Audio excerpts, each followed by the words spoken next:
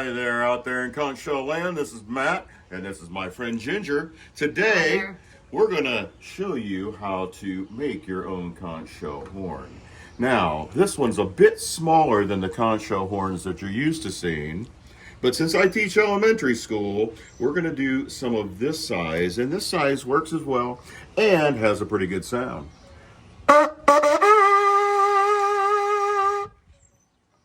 As I've seen from other videos, you go 1, 2, 3, and you cut right in there. You want the hole to be somewhere between, I would say, right around a nickel size. I've heard a dime, but that seems awful small. I've got a trumpet mouthpiece right here, and I'm a trumpet player, and I'll share a little bit about that and a connection between the two.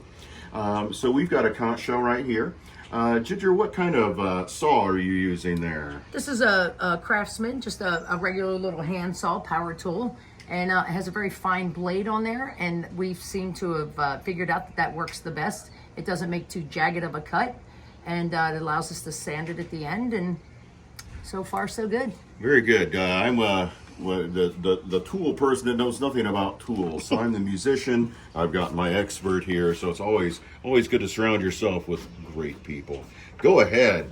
I put my finger right here. All right, so we're going to turn the saw on. Want to make sure safety is always most important. And so if you're doing this at home, you want to make sure that you have the protective eyewear on and that you have the proper tools. And I think we agree, Teacher Matt, that we're going to go right here behind this. That looks fantastic. And once you start, is it hard to start? No, it just takes a little bit of pressure to get through that initial shell. Okay, that's what I was... And then it seems to get a little easier as we go through. Okay. And there is a certain thickness because this spirals down from this tip. As you can see, it continues to spiral and open up. So there is a point that is going to be actually pretty thicker than this. We're going to show you a piece that she will later drill out. All right, here we go.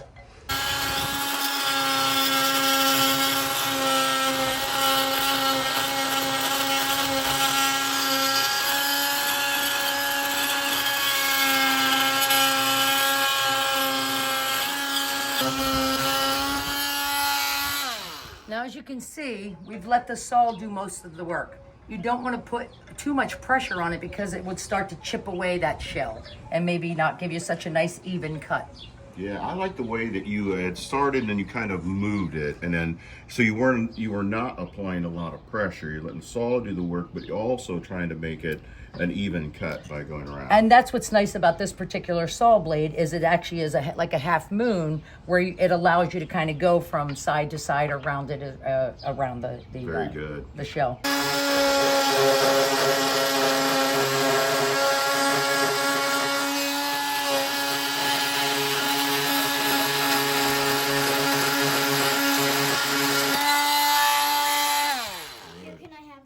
Good. Now, I'm sure it's hot. Oh, it's very hot. Ginger, you said that was much thicker and much more difficult to cut through. Yeah, definitely thicker. Shell number 2.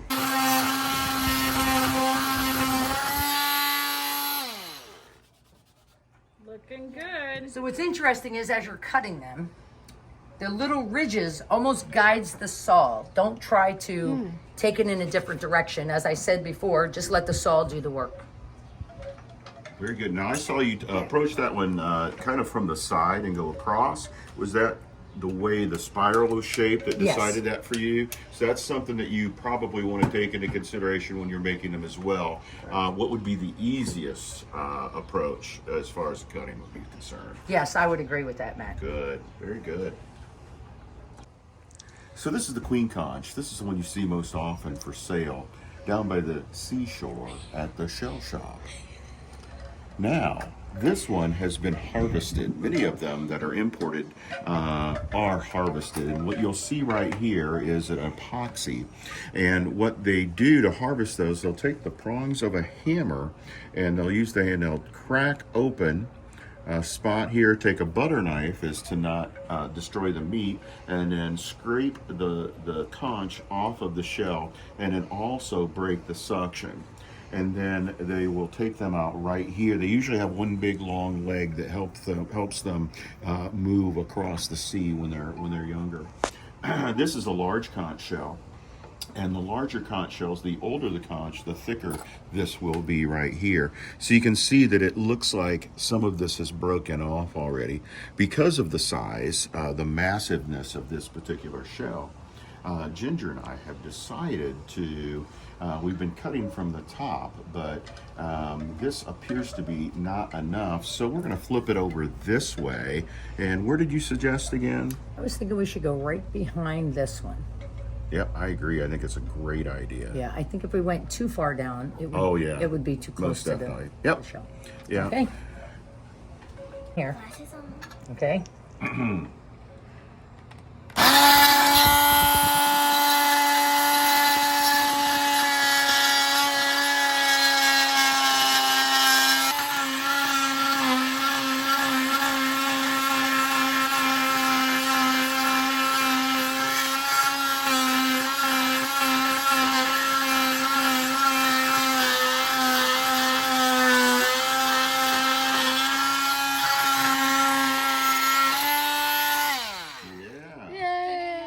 Now, since this is, and it's hot too, remember that.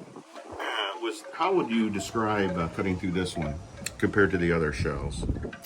It was actually not as tough as this shell Okay. or this shell,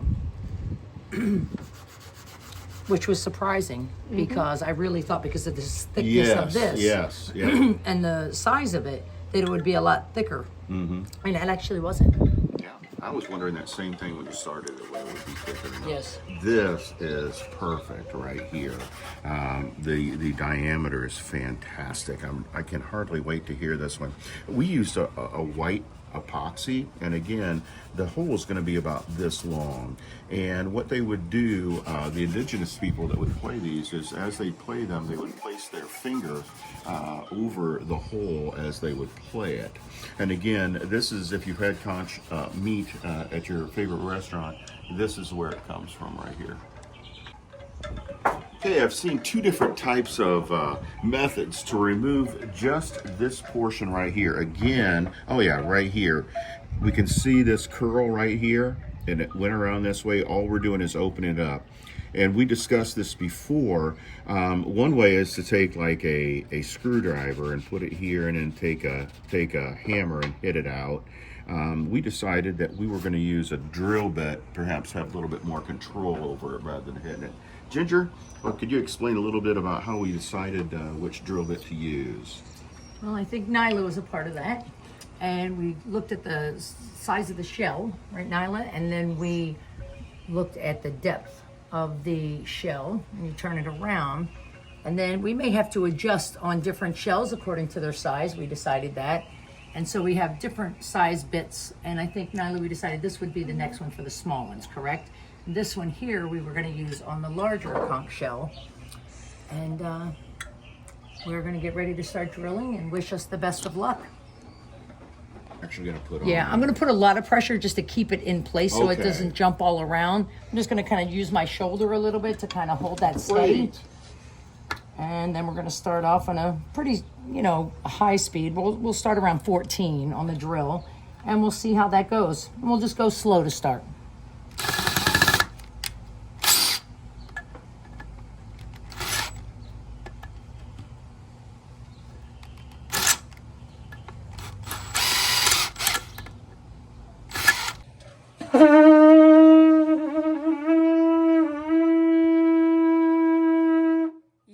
All right, and when you attempt this again, just remember, all you really want to do is just take off the little rounded tip, okay? You're just trying to get rid of that part. So again, hold it steady. I use my shoulder to give it a little pressure.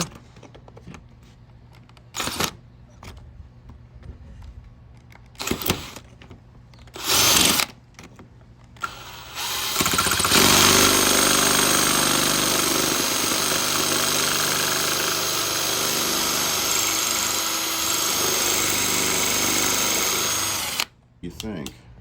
I'm gonna, Yeah, Nilah, what was she doing in there? Can you tell me? Can you show me what she knocked out? Oh, that's do you a good think I need to job. take more out, Nyla? Maybe just a little. A little bit? I don't know. It might if we try to do that, it might take this whole part out, which would ruin, I think, the sound. What if you try and blow it now? There we go.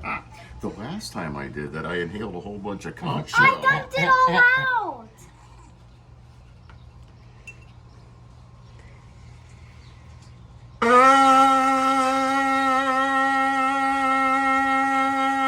There, Nyla. Right, ready? You look the other way, okay?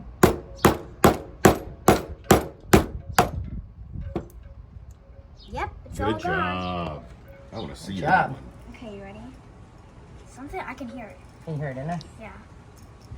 It's good teamwork, huh? Yeah, I guess we can blast it out with the hose. Yeah, that was Okay, great. you Thank got you. this one out already, don't you? Well, let's see if this one you can get this one out. I'll hold and you hit from the top because remember it's not as thick as shell, so it actually might work. Oops, sorry. That's okay. Ooh. Oh, that was a great job. Perfect? Nyla. That perfect. Oh, it is perfect. Look at that.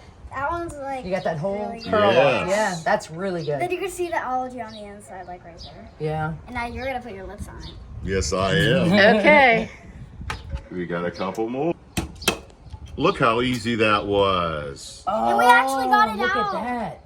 Cool. You Wow, know, the I've seen whole those thing on. came out. We've Yeah. seen them on the beach like Is there any that when other? everything around them has been Is there another disintegrated. This is the last one. That's the the last last, one? but that Hard, one so could you be. should do this one. All right, so you'll hold the bottom for me again? Okay. And that great. one, Thank you. yeah. If it's not gonna happen, it's not gonna happen. Oh, I think it's Don't gonna. tell Nyla I'll it's tell you not what, gonna Nyla. happen. I tell you. Nyla, let's do this. And you try to hit it and I'm going to hold it, okay? Did it Oh, already? yeah. It worked. It worked. Oh, It's my right there. goodness. It's on the top. You might have to. Did it come Oh, out? it went down. It went down. Can you I get think it through is the this shell? one? I think it might be that one. Yeah, because that's the other one. We are done with our project of making shell horns. We'd like to just wrap things up by sharing with you some of the shells that we have and what we suspect they may be or the family they may be in. This one looks to us especially, yeah, thank you, Nilah Jo, looks like it's from the whelk family. Yes, and we've got a pear whelk up here. We can't quite decide. That one doesn't have the spiky, but it doesn't quite look like the same opening either, but it's similar. And can you, where's the tip of that? Can you hold the tip up?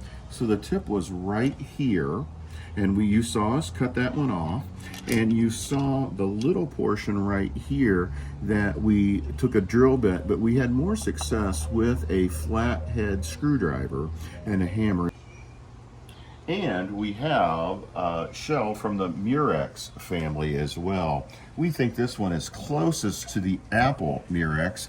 Can you find the giant eastern Murex that's up here? Had much more spikier than this one. And this one is close to the apple. We don't know if it is an apple, but we think it's from that particular family.